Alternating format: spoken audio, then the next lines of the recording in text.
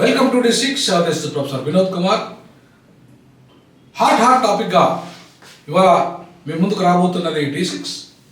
దాంట్లో ప్రధానంగా ఈ 10 మంది ఎమ్మెల్యేలు ఎవరైతే జంతు జిలారీలుగా ఉండి ఇవాళ రకరకాల పదవులు పైసలు డబ్బులకు అమ్ముడు పోయిన వాళ్ళు ఎవరైతే ఉన్నారో 10 మంది బీఆర్ఎస్ ఎమ్మెల్యేలు కాంగ్రెస్కి పోయిన వాళ్ళు ఉన్నారో వాళ్ళు బీఆర్ఎస్లో ఉండడం కరెక్టా, కాంగ్రెస్లో పోవడం కరెక్టా?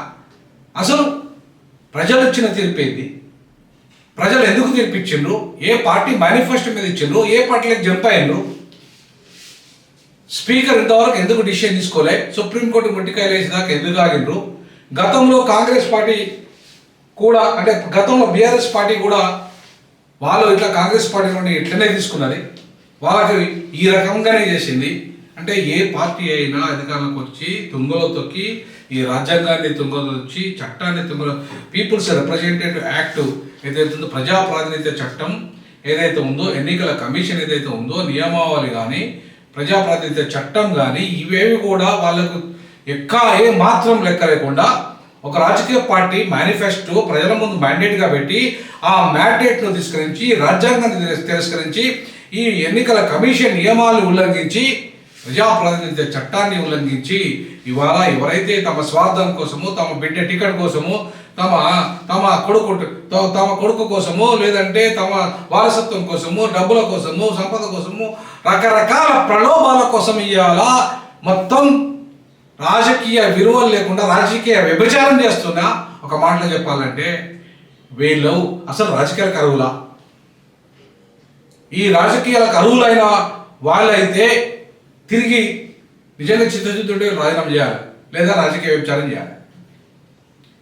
మరి ఈ రాజకీయ వ్యభిచారం చేస్తున్న వాళ్ళు ఇలా బయట ఏదో పాపం తిండికి లేక ఏదో కార్యక్రమాలు చేస్తున్న వాళ్ళని అయితే ఈ చట్ట ప్రకారంగా శిక్షిస్తారు, వాళ్ళ జైలు పంపుతారు, మీడియాలో మొత్తం ఫోకస్ చేస్తారు.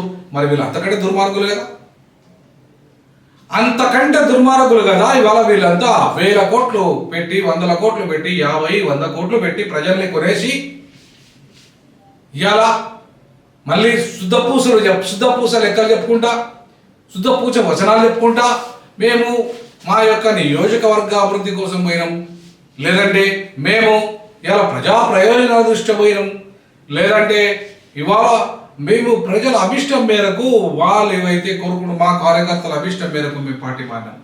సిగ్గుందా చెప్పుకోవడానికి? మన విలువలు ఉన్నాయా మీకు? సమాజం ఈ ప్రజాస్వామ్యం అంటే ఇదేనా? ప్రజాస్వామిక విలువలు అంటే ఇదేనా? భారత ప్రజాస్వామ్య వ్యవస్థ ఇందుకోసం నిర్మాణం చేయబడ్డదా? ఇట్లాంటి దుర్మార్గుల కోసము, ఇట్లాంటి లుచ్చా పనులు చేయడానికైనా ప్రజాస్వామ్యం ఉంది? లుచ్చా ఎలక్షన్ చేయడానికైనా, లుచ్చా వ్యవహారాలు చేయడానికైనా ప్రజాస్వామ్యంలో ప్రజలు మిమ్మల్ని ఎన్నుకునేది? కాబట్టి ప్రజలారా, మీరు పైసలు తీసుకున్నంత కాలము ఇట్లాంటి వాళ్ళే తయారవుతారు. మీరు మందుకు అమ్ముడుపోయినంత కాలం ఇట్లాంటి వాళ్ళే తయారవుతారు. మీరు మటన్కి అమ్ముడుపోయినంత కాలము, వీటికి అన్నిటికీ అమ్ముడుపోయినంత కాలము, ప్రలోభాలకు అమ్ముడుపోయినంత కాలము ఇట్లాంటి దుర్మార్గమైన లీడర్సే ఇలా ప్రజాక్షేత్రంలోకి వస్తారు.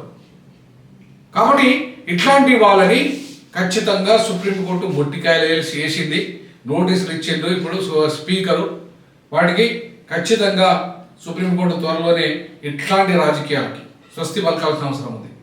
ఇప్పుడు ఎట్లయితే సుప్రీంకోర్టు వర్గీకరణ విషయంలో చిల్లర రాజకీయాలు చేయొద్దని చెప్పేసి అన్ని రాష్ట్రాల నాయకులకు చెప్పిందో, కేంద్ర ప్రభుత్వానికి హెచ్చరిక చేసిందో, ఈ కేసులో కూడా సుప్రీంకోర్టు చెప్పాలి. చిల్లర రాజకీయాలు, చెత్త రాజకీయాలు, రాజకీయ వ్యభిచారాలకు పాల్పడకుండా ప్రజాస్వామ్యాన్ని, అలాగే రాజ్యాంగాన్ని, ప్రజా ప్రాతినిధ్య చట్టాన్ని, ఎన్నికల కమిషన్ని, నియమావళిని ఉల్లంఘించిన వాళ్ళకు ఎన్నికల్లో పోటీ చేసే అర్హత లేదు, వాళ్ళు అసలు పోటీ చేయకూడదని చెప్పేసి రూలింగ్ చేయాల్సిన అవసరం ఉంది సుప్రీంకోర్టు. అప్పుడు మాత్రమే వీళ్ళకి బుద్ధి వస్తుంది. ప్రజలు వీళ్ళకి రీకాల్ ఇవ్వమని చెప్పేసి ఉద్యమం చేయాలి.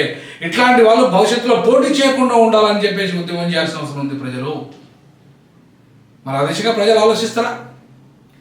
ప్రజలు ఆ దిశగా వాళ్ళకి ఆలోచన వచ్చే అవకాశం ఉందా? ప్రజలు అంత చైతన్యము వాళ్ళ దిశకిచ్చే పరిస్థితి ఉందా?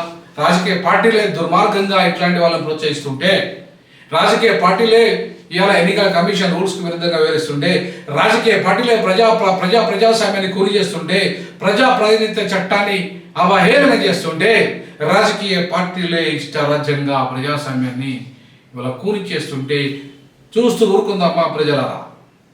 ప్రజల తరపున, ప్రజల కోసం, ప్రజల పక్షాన నిలబడ్డ D6 ఇవాళ మిమ్మల్ని ప్రశ్నిస్తుంది, మిమ్మల్ని నిలదీస్తుంది.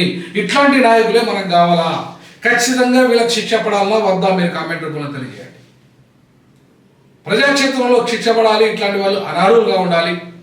వీళ్ళకు సుప్రీంకోర్టు ఆ దిశగా రూలింగ్ ఇవ్వాలి. రేపు ఎలక్షన్ కమిషన్ చట్టంలో సవరణ చేయాలి, అలాగే ప్రజాప్రాతినిధ్య చట్టంలో సవరణ చేయాలి, రీకాల్ సిస్టమ్ తీసుకురావాలి, వీళ్ళని అనర్హులుగా ప్రకటించాలి. భవిష్యత్తులో ఇట్లాంటి వాళ్ళు ఎట్లాంటి మాల్ ప్రాక్టీసెస్కి పాల్పడ్డా రాజకీయాలలో, ఎన్నికలలో, అట్లాంటి వాళ్ళందరినీ ఎన్నికల అనర్హులు చేసే విధంగా విద్యావంతులను, కొంత నిజాయితీ పరులను, అవినీతికి రైతు సమాజ నిర్మాణాన్ని కోరుకునే వాళ్ళని ఇలా ఎన్నికల దిశగా ఆలోచన చేయాలి ప్రజలారా.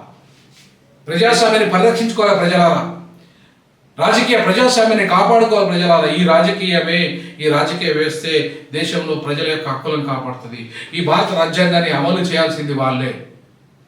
ఈ ప్రాథమిక హక్కులని, మానవ హక్కులని ఇలా కాపాడాల్సింది వీళ్ళే. రాజ్యాంగ హక్కులని పరిరక్షించాల్సింది ఈ పాలకులే.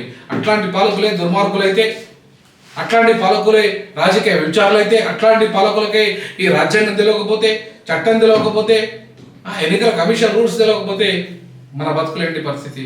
కాబట్టి ఇప్పటికైనా ప్రజలారా, ఈ 10 మంది ఎమ్మెల్యేలతోనైనా తెలంగాణలో గుణపాఠం రావాలి, దేశానికి మోడల్గా రావాలి.